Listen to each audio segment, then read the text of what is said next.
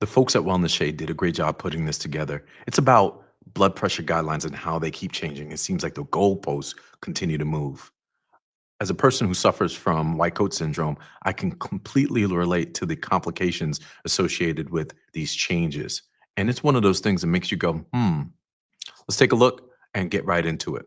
Over the past few decades, we've seen the threshold for what's considered healthy blood pressure continue to drop, and it raises important questions. Has this really helped us live longer, healthier lives? Or have we become more medicated and more anxious about numbers that might not be as dangerous as we've been led to believe?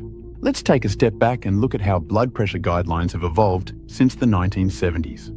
At that time, high blood pressure was generally considered to be anything over 160 over 95 millimeter of mercury.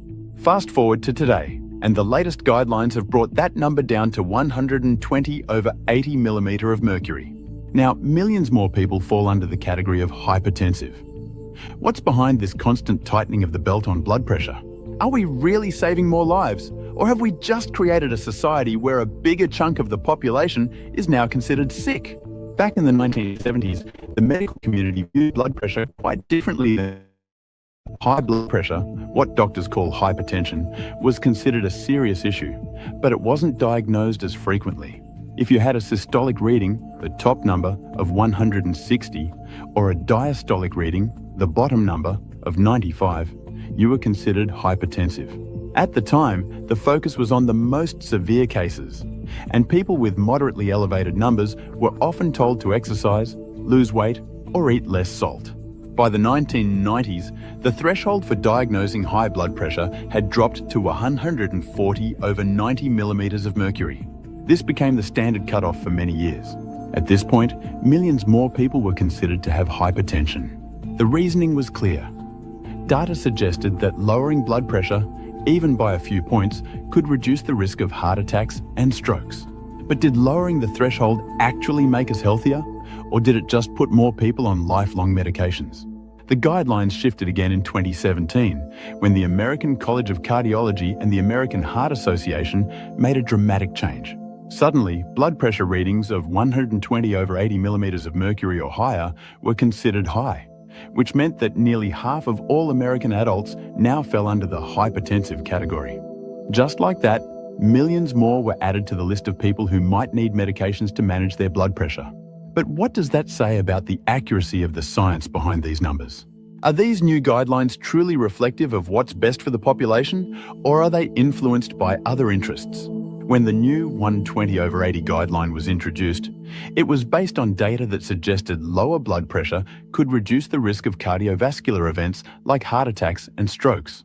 Studies like the SPRINT trial were particularly influential, showing that more aggressive treatment in high-risk individuals led to better outcomes. But were these findings being applied too broadly? Many doctors were concerned that this new guideline would medicalize an even larger portion of the population, especially older adults who naturally have higher blood pressure as part of aging. Have we crossed a line where we're treating millions of people with medications they might not actually need? Are the risks of lowering blood pressure too much being overlooked? When blood pressure guidelines are lowered, it's not just a matter of getting more people on medications. It also changes how we think about health. Now, more people are walking around thinking they're sick. In fact, with the new guidelines, nearly half of all American adults are technically hypertensive. If we keep lowering these thresholds, will there come a point where we're all considered to have high blood pressure? But beyond the psychological toll of being told you're unhealthy, there's the issue of overtreatment. Lowering blood pressure in people who are only mildly hypertensive, say someone with a reading of 140 over 85, might not carry as much benefit as it does for someone with a reading of 160 over 100. But these people are still given medications, and medications come with risks. Are we really striking the right balance between treatment and prevention? Look, we understand, we get it. We understand that medicine over time, things improve, data, information. I mean, that's what's supposed to happen, right? We're supposed to be able to get better over time. And I'm pretty sure, this is not a component of looking at doctors and saying they're doing something wrong. Everybody's doing their best.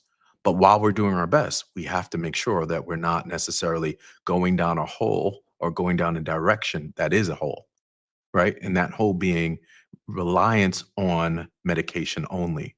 So there's the goods and the bads, and I know there's intentionality and all different types of things we're trying to do, but we should be thinking about alternatives and options, and rather not just going after medication. Focus for a moment to something that's not often discussed: the way blood pressure is measured in a doctor's office. How many times have you rushed into your appointment, sat down, and had a nurse immediately slap on the blood pressure cuff? Maybe you were running late, stressed out, or just had a coffee right before the appointment. All of these factors can lead to higher readings, and yet doctors often rely on these single readings to diagnose high blood pressure.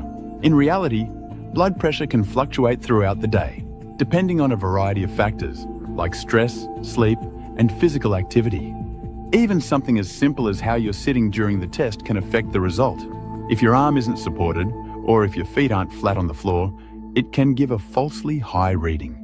So, how many people are being told they have high blood pressure based on inaccurate measurements? Some doctors are now advocating for home blood pressure monitoring, which can give a more accurate picture of a person's true blood pressure over time. But this isn't standard practice yet. Shouldn't we be more cautious about how we measure blood pressure before we decide someone needs lifelong medication? Another important point to consider is whether we're addressing the root causes of high blood pressure or just treating the symptoms.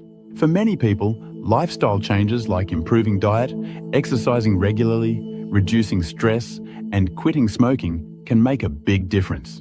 But when the focus is on medication, these lifestyle interventions often take a back seat. Think about it. When you visit your doctor, how often do they talk to you about the importance of diet and exercise compared to how often they talk about medications? Are we too quick to hand out prescriptions without giving people the tools they need to make lasting changes in their health? In a world where medications are readily available, have we lost sight of the simple but powerful steps we can take to lower blood pressure naturally? And more importantly, are doctors and healthcare systems doing enough to promote these changes? Let's also think about how these guidelines affect older adults. As we age, our arteries naturally stiffen and blood pressure tends to rise. This doesn't necessarily mean that an 80-year-old with blood pressure of 140/85 is in danger. In fact, aggressively lowering blood pressure in older adults can lead to dangerous side effects like dizziness, falls, and even kidney damage. So why are we so eager to push medications on older adults when the risks might outweigh the benefits? Are we truly improving their quality of life, or are we putting them at risk for unnecessary complications? Finally, we can't ignore the financial implications of lowering blood pressure thresholds. More people being diagnosed with hypertension means more prescriptions, more doctor visits, and more healthcare costs. This creates a financial burden not just on individuals, but on healthcare systems as a whole. Should we be spending these resources on treating mild elevations in blood pressure? Or could the money be better spent elsewhere, like on public health initiatives that focus on prevention through diet and exercise? Ultimately, it's time to rethink our approach to blood pressure management. We need to focus on accurate measurements, individualized treatment, and lifestyle changes that can help prevent high blood pressure in the first place. The numbers on the blood pressure cuff shouldn't define our health. Instead, we should aim for a more balanced approach that promotes true well-being without turning the entire population into patients. Again, the folks at Wellness Shade did a great job putting this together. We have to stop treating things as a one size fits all scenario, right? We have to look at medication and say, hey, is medication always the right option, right? We need to promote other philosophies and thought processes, alternative medicines, not always going to the traditional medicines. You can also do things as they suggested, as working out. And there are all different types of alternatives out there that we've been doing as a society for centuries. So let's stop looking at this problem of just pushing meds and see how we can fix the problem as a whole. Again, one size should not fit all. Remember to subscribe and follow us so we can always give you the information you need to stay healthy.